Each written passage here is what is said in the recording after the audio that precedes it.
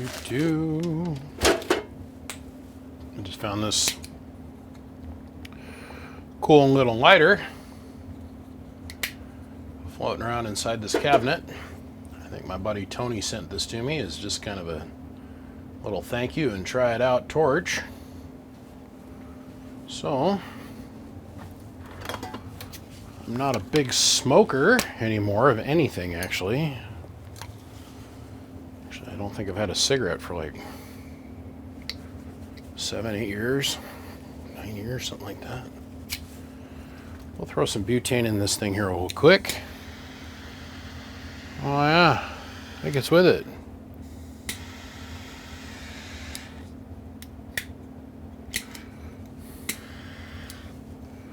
Oh yeah. Well, cool. Thanks, Tony. I'm sure I'll use that on some heat shrink or something. Let's get on topic here. So, here's something I haven't done for a while. I thought it'd be fun to do.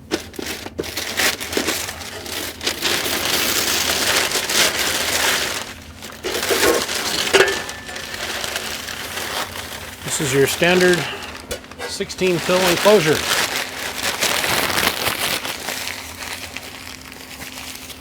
Which I have had sitting here for quite some time. And it's time for it to go to good use. So, what I'm going to do is take this 6 pill board that I've had sitting here for some time. I think we'll mount it up something like that. And then I'm going to take this big Mama Malouk and throw this thing in here. And I think coupled with a 200 amp rectifier, this little 150 amp transformer, we'll set the puppy on high. I think it's going to run the piss right out of these 6 transistors, and we'll bias it up and put some big old filter caps in here, and I think we're going to build ourselves an old school transformer based base unit. Yes, sir. Last 2 days, 3 days I've been out building, I've been building these last 2 masterclass boxes of 4 pills. I've been binge watching The Sopranos on HBO Max. And I'm on the last season, I think. And then I'm going to do the follow-up movie.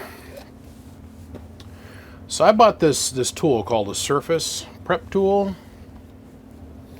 I freaking love it, because I can take this giant hunk of heatsink and go and be done with it in like a minute, versus the way I've had to do them by hand back when dinosaurs roamed the earth about 6, 7 years ago, whatever.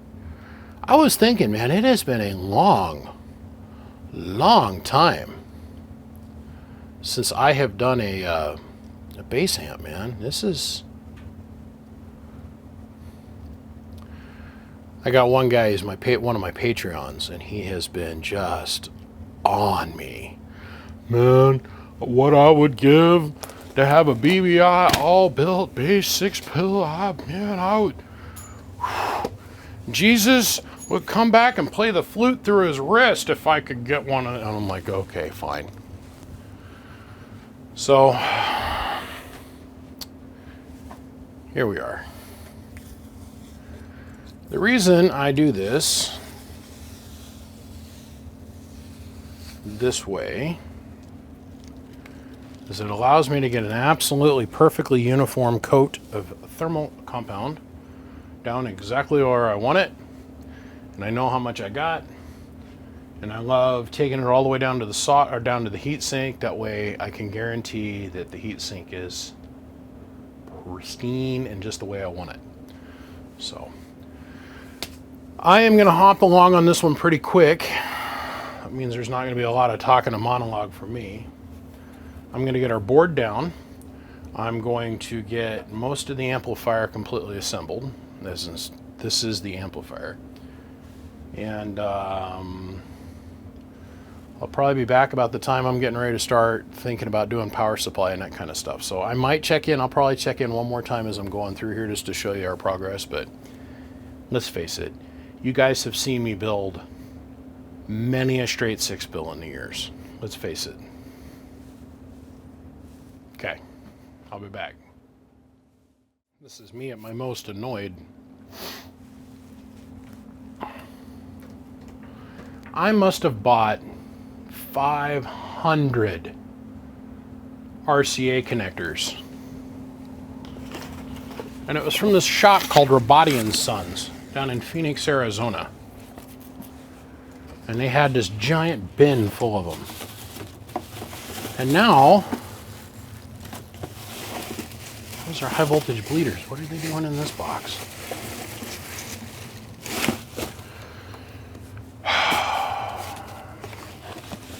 Now I can't find them.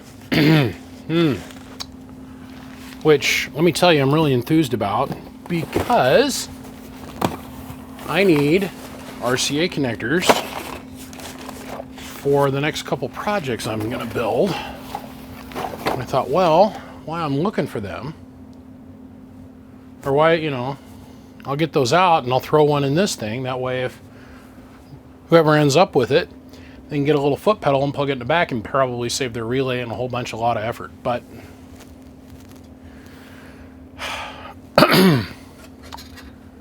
I'll find them. There's just so much stuff in this room.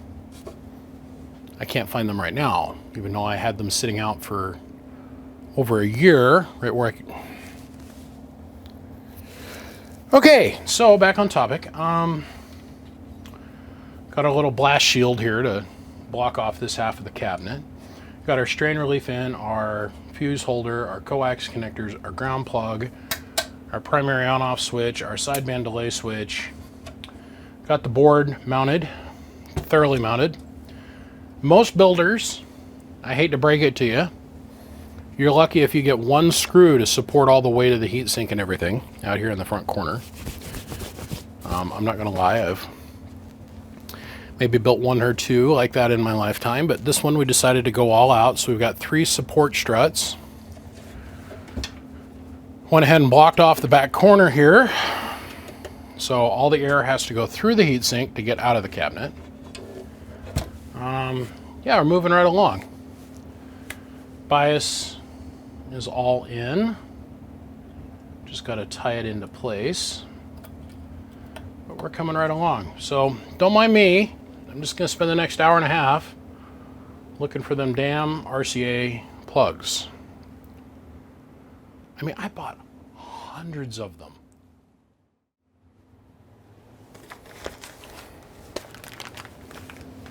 Here's half. These are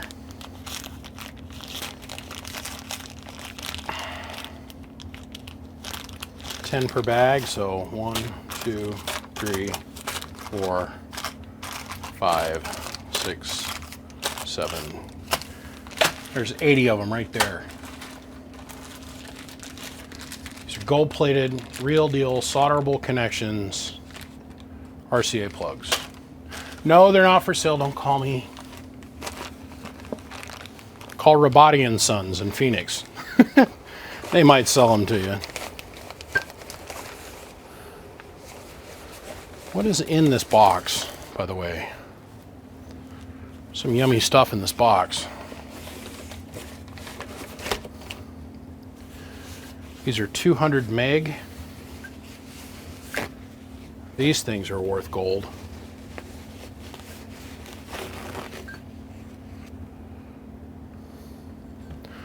Those are legit high voltage bleeder resistors, like hardcore legit bleeder resistors.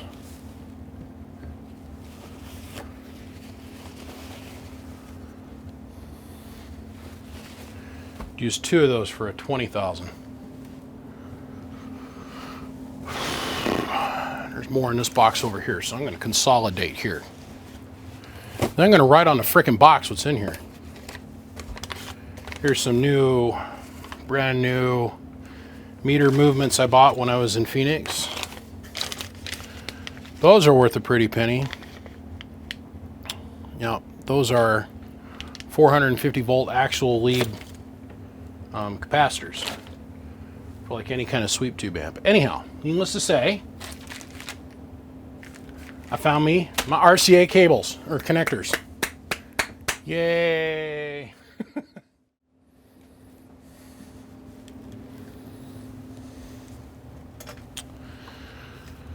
This is my most favorite portion of building a bass box.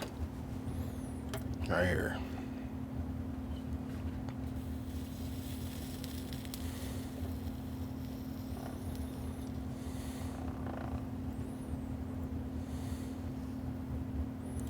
I love this part. This solder joint, I don't know why.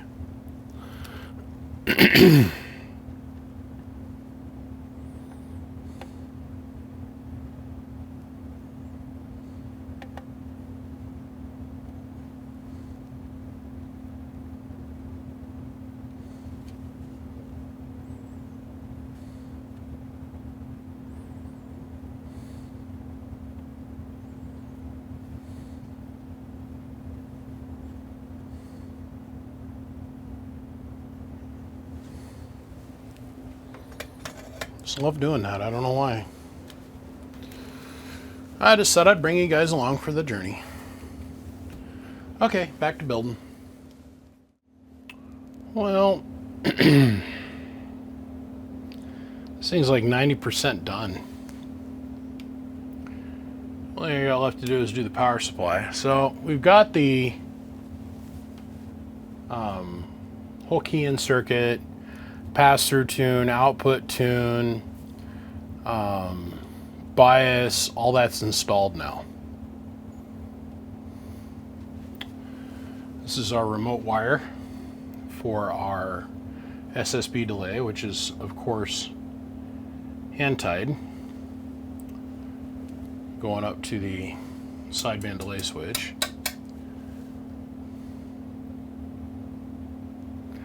But the input tune, the output tune for each one of the 3 pill sections is in.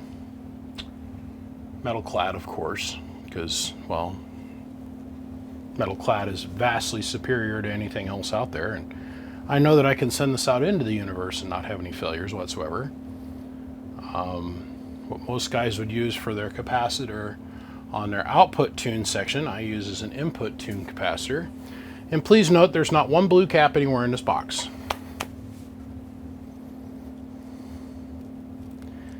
That's a hotly debated subject amongst builders, and people get really, really, really touchy about the blue cap debate. Me personally, blue caps suck. They're from China, they're cheap, they break down underneath heat. I've proven it over and over and over and over and over again on videos. So to me, I know the end user would rather pay a few $100s more to have good parts like metal clad capacitors and non-blue Chinesium bullshit capacitors inside their box. Just know it, that's why I don't build with them. You know, I could use a friggin' $3 cap. Here's my tuning capacitor, but I'd rather use a $9 trombone. Because I know it's gonna put up with the KV not for now, not for the next 6 months, but until I'm dead. So I'd rather just use higher end parts. It's just me. It's like the $2 a piece SO or the panel mount SO239 connectors, $2 or $3 a piece. You know, real strain relief on the inside of the cabinet. Believe it or not, we're actually in a time and a place now where putting a fuse inside the cabinet is too much of an extravagance for some builders. I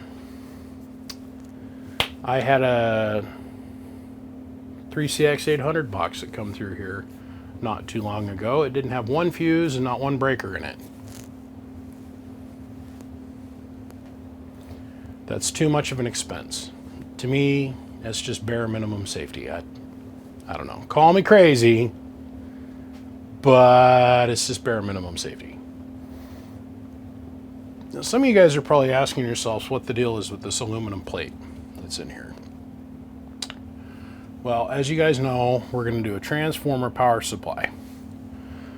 I have found over the years of dealing with building transformer supplies, they are a pain in the arse to get to the other end and the transformer not destroy the cabinet. I've had the transformers rip themselves off in shipping and bang around on the inside of the cabinet like a pinball. Bing, bing, bing, bing, bing, bing, bing, bing, bing, and destroy the cabinet. Just had it happen with one that went to Hawaii here not too long ago. It was an old Dave made that went off to the other side of Hawaii, and when it got there, the transformer had ripped loose and it just destroyed the inside of the amp. There was literally nothing left to rebuild. The cabinet had little triangle titties all around the outside of the cabinet. Now, that's one of them things when you look at it and you go, well, it's old Dave made. It's been around for a couple decades, you know what I mean? You'd think the transformer is pretty well bolted in. No, it ripped its way straight out the cabinet in shipping and just destroyed the amp. I've had them where the transformer has pulled in and then dropped itself back out, and I've got 4 nipples hanging out the back side of the cabinet. It's like 4 little titties. Ding, ding, ding, ding, ding. So I have found over the years that if I simply just spread the load out across the base of the cabinet, the worst that might possibly happen in shipping is the cabinet get a little bubble in the bottom of it. To make these things so that they can go from one side of the country to the other, I've got to go get 2-inch thick foam board, the blue foam board, and build the box around this. So cardboard box, foam board all the way around the outside of the thing. And that seems to give it enough support to where it doesn't want to destroy the cabinet. But if I take the load and spread it out across more surface area, this is like one giant washer. I spread the weight out across the total surface area here. It'll help it survive a whole lot better. Just simplest thing. So, you know, to take a piece of, I can't even remember how many thousands of 6061 this is, and take and scuff it up with a Scotch-Brite pad like I originally started doing almost 10 years ago now, which many people have copied because it's pretty. And I mean, it's not like I did, I figured out how to do this. No, hell no, I learned how to do it by watching a dude by the name of Chip Foose on a television show back in 1998. Okay. Just sat here and jeweled this out real quick, make it look pretty, and then we'll set the transformer on top of it, and nobody's going to see it anyhow, but I know it's there. Got the big 200 amp, solid, one piece, bridge rectifier in here. Kick ass. Totally handle the current load that this box is going to put upon that transformer. So, yeah.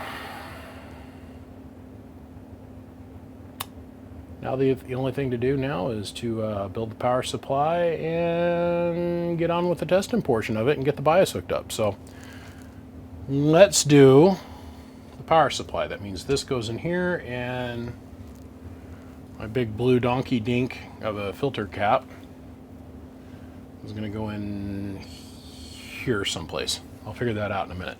I'll be back. We'll be back. Okay, so we are at the end of this thing. We're getting pretty close. Had to change the design a little bit. I was going to use this big ass Sprague that I've got. I've got several of these.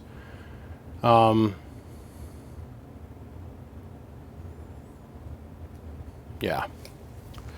Problem is that this has got a voltage rating of 15 volts, and I've got this on its high tap. Now, that's another thing I wanted to point out, is that I'm leaving all the wires, instead of most builders will cut them off flush. Well, as you guys know, white and yellow together is the high tap, which means this puts out 14 point something volts pre-rectified, and that kicks up, it goes to about 16 and something, so floats 17, 18 volts on the high tap, which we're going to utilize that because we're going to use 100% of this transformer's ability to do its job. Well, with 14.5 going in, that cap at 15 volts, I'm sure that's its resting, and max is going to be like 18 or 20 volts. I wanted something that had a little bit more cushion in the pushing. You know what I mean? Because that cap is going to sit floating above 15 volts DC for a long time, like its entire life. So I went out and I found myself, see, what are these? I think they're 25 volt? 30 volt. These are 30 volt Spragues. And we're going to give it a run up and see how it does. So I have the high and the low. There's 3 different settings to this transformer. So I could technically turn it down. There's like an 11.3, a 12.4, and then like a 14 point something or other. Anyhow, I got it set on the highest tap, which is white and yellow. And then white and black, and then white and blue. And it's the small things that I don't understand why some builders do some of the things they do. Like, we're using a brand new UL listed cord. Well, this is $12 for this cord, right? I have a thing about power cords, and I have another thing about fuses and how they're in the circuit. The way this amplifier is set up is that our hot lead goes directly to our fuse, and then from our fuse it goes interrupted directly to the transformer. Our return lead goes to the switch. We do that for a safety reason. So if anything in here goes bad, or there's a short, it blows the fuse and it stops the voltage right here at the fuse, not up here at the switch, okay? It's really important for safety. The other thing is the fuse is not left bare. We put heat shrink on that wire so we can put our hands all over stuff in here, and I don't have to worry about somebody getting electrocuted in the future. Good power cord. This is 14 gauge. This is good for 13, 14 amps. We're going to put a 15 amp fuse in here because all we can get out of that wall outlet safely, the 110 volt plug, is about 15 amps in most electrical wiring situations in somebody's home. Think about it, it's a 15 amp breaker fed by 14 gauge wire that's usually on average somewhere between 30 and 150 feet long. We're just being real about it. We're using a 20 amp switch. It's the basic things that I don't understand why some builders, like, they'll run the hot to the switch. Well, if you put the fuse on the ground side, you pop the fuse, everything in the circuit's still hot. How is that safe? Anyhow, we've got the rectifier tied in, we got the capacitor bank. It's not in there mounted yet, I just wanted to test it. So let's run this up on the variac here real quick. We'll turn the variac on. We'll make sure our switch, which is insulated by the way. Oh, here comes our voltage. We're 20 volts in and we're putting out 18 volt or 1.8 volts. 35 volts in roughly. 4.5 volts coming out. There is 70 volts at 11 volts out. There's 100 volts at 15 volts out. 105, 16 volts. 110 volts, 17.2 volts. And that's what they call floating rested voltage with no load. Zero load on the transformer right now. Now we have nothing in here as a bleeder. No fans, no LEDs, nothing like that. So when I turn the voltage off, the voltage is going to sit static on the capacitor.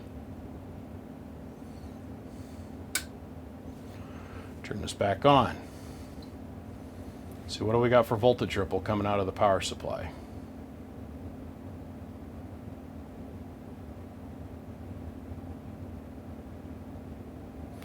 .000.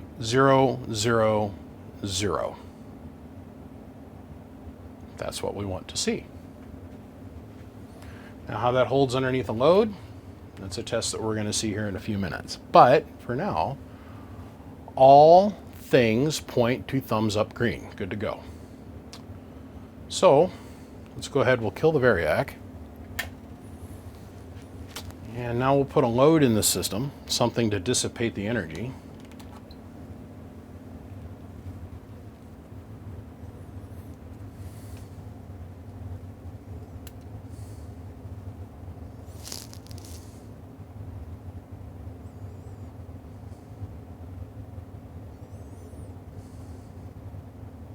So we're going to bleed this down to nothing.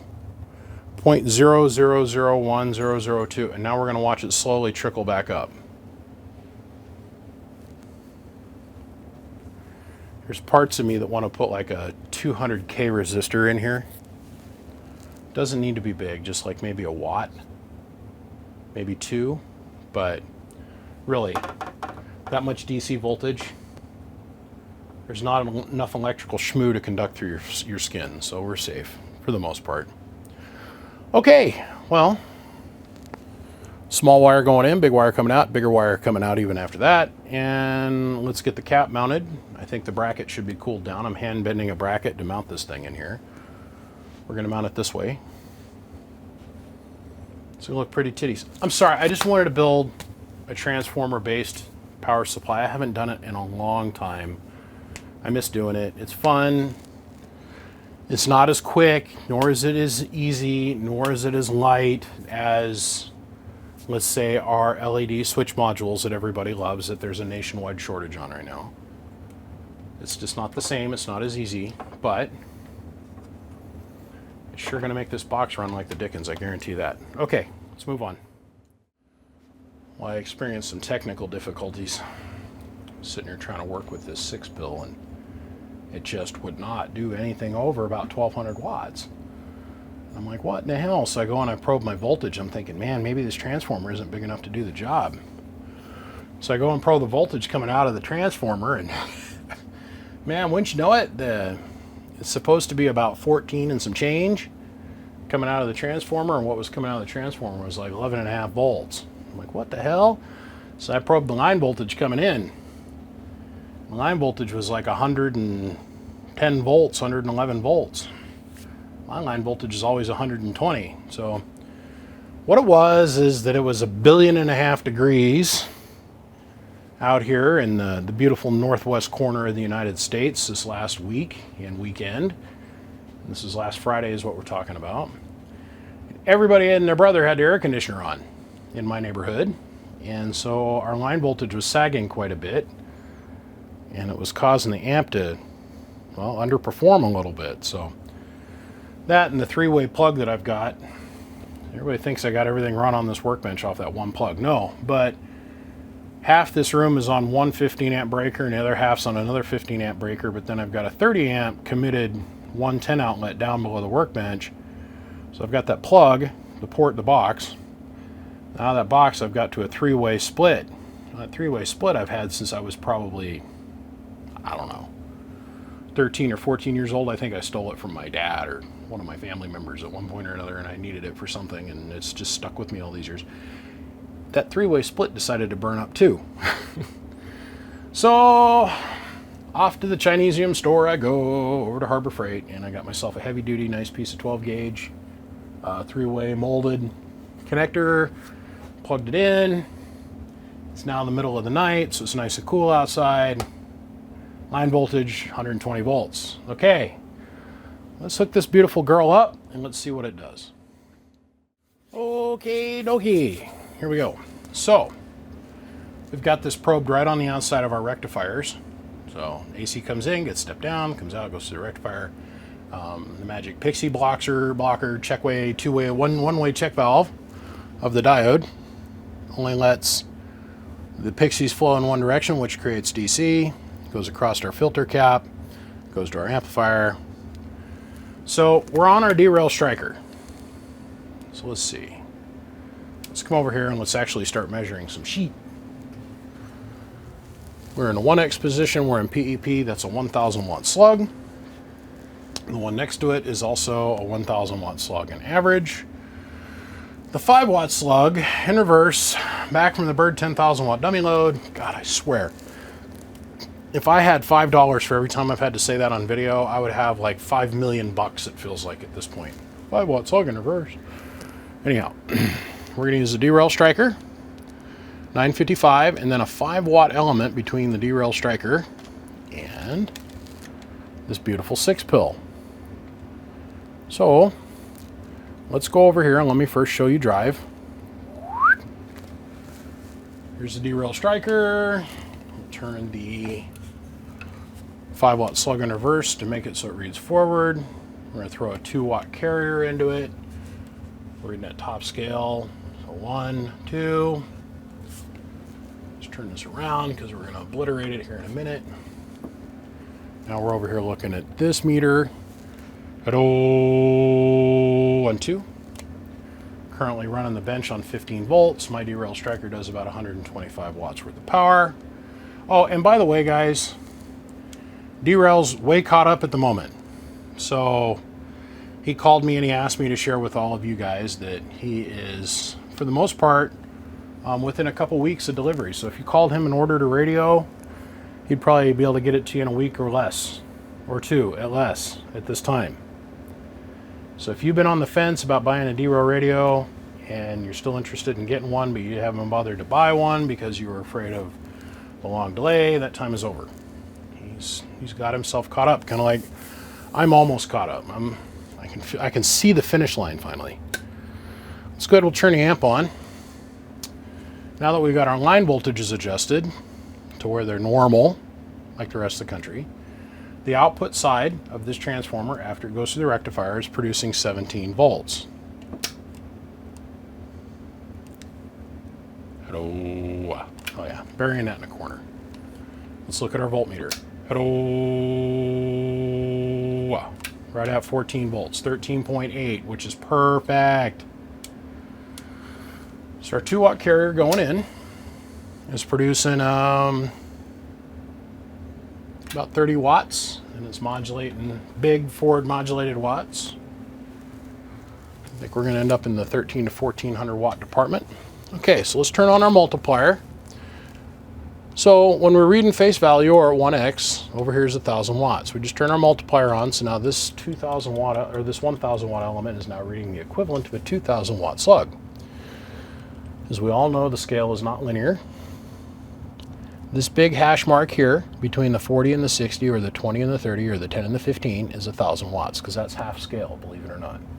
It's not linear, otherwise it'd be straight up here, but it's right here. Then every major mark after that equals 200 more watts. So we're looking at 1000, 12, 14, 16. Now, you and I, and everybody involved, knows how to read the meter. Okay, so, hello. Nice solid 1400 watts with only 120 watts worth of drive. Perfect is what I'm getting at. Let's go over here and let's get this blocked up. Remember, this is in reverse, so this is showing us how much reflect we have coming back from the box. And then as our secondary form of measurement, we have the SWR bridge on the front of the 955. The reason I'm making such a big deal out of this is because the gentleman that bought this piece of equipment, one of my Patreons, by the way, so he had first dibs to it, he went out and got himself a Brian Smith 955, or Truck CB Sales 955. So he's going to have that same scale on the front of his radio. Now, I cannot guarantee that his meter is going to read exactly the same as mine, but if it's relatively close, within 1 or 2, maybe even 3 bars, because remember, made in China, and I don't know if it's a version 1 or a version 2. This happens to be a version 1, and it's also built by derail, so it's kind of a hot-rodded radio, but needless to say. Our dead carrier doesn't even show up here. 0 movement here. 0 movement here. Hello, 1, 2, 1, 2. Look at that input tune. Look at that. Hello, 1, 2, 1, 2. Hello, 1, 2, 1, 2, 1, 2. There is 18 feet of coax between the radio and the amplifier. So, homie, if you go and you buy this amp and you hook it up and your meter doesn't read something close like that, it's probably going to come down to a coax length issue. Hello, 1, 2, 1, 2, 1, 2, 1, 2. 400 bird, 1400 peak out. Voltage is right at about 14 volts, which is perfect for these little HG transistors. And remember, we're fully biased for sideband, which means this thing pulls about 25% more power than what it would if it was biased to strictly Class C. Okay, test number 2, max output. We're now off the derail striker and we're on the Big Rig Radio BBI built, custom modified here striker 490, which has got a single 2879 final in the back. There's a whole YouTube video on it just in case you guys need to go look at it.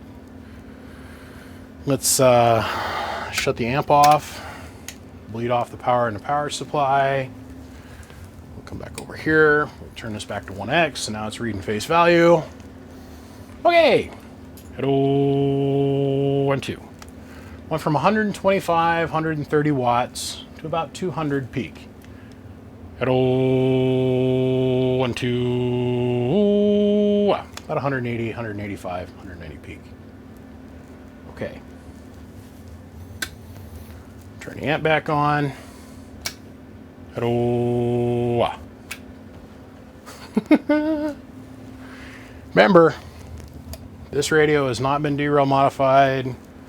It's not quite the bird monster that the Striker 955 is, so we're just gonna pretend like we're not seeing it, and we're just gonna pay attention to our peak numbers over there. Remember, we're getting 1400 watts out of it with 135 watts worth of drive. Hello. 15 to 1600 watts peak with 200 watts worth of drive. And now let's look at the power supply, voltage, bump, bump, bump. Hello, 1, 2, 1, 2, 1, 2. 14.5, 14.6. Just goes to prove that that radio right there doesn't have quite the modulation of that radio right there, but it produces more peak power than that one there, hence the reason why. Over here, this one's driving the peak meter farther over than the derail striker. So, hello, 1, 2. It's getting up there. It's doing its job. And everything's happy. Pass-through tune is perfect. It's happy. I'm happy, it's happy, everybody's happy. All right, let's put the lid on it. Let's check our fans, let's check our airflow. Got to squirt a little bit of clear in here, and let's lock this tube down. Let's get this ready to go home. Brand new Lexan. This is polycarbonate Lexan that, well, I have custom cut for me by my friend Chris here in town at the plastics place that we've got. Brand new. Love it. Brand new fan guards, brand new fans, sun on 120 millimeters. Still in 2X, by the way. Hello, 1, 2, 1, 2, 1, 2, 1, 2, 1, 2, 1, 2. So the fans go up and down a little bit in speed, but not a lot. Hello, 1, 2, 1, 2, 1, 2, 1, 2, 1, 2. They're far from dying, that's for sure. Got good airflow. We'll flip the switch off. By the way, this is our sideband delay. There's no operate standby. And of course, it's got the RCA pedal in the back for key up. What will come in the box with this is the 4 rubber feet and the screws for it, which you'll have to put on your end. We do that for shipping purposes. I cannot tell you how many problems with the little rubber feet getting banged against something in shipping and bending the whole cabinet up and us having to rebuild the whole damn thing. So these will be in the box someplace. Please keep your eye open for them. You will need to install them. Well, gentlemen, that's that. We're at the end of this. This Master Builder Class 28. It's a 6-pill in Class B, otherwise fully set up for sideband. I've got quite a few more to go here. I've got 2 32 pills I got to build. I've got a 24 pill I got to finish for a guy. I've got 2 6 pills I've got to finish. One's Toshiba, the other one's HG, one's switcher, and the other one's got transformers in it. So I can't wait to see how those turn out head-to-head comparison. We're going to basically build this box again, coming up here in the future as a masterclass build, but we're going to do it with Toshiba's. It's only going to be the only variable difference. And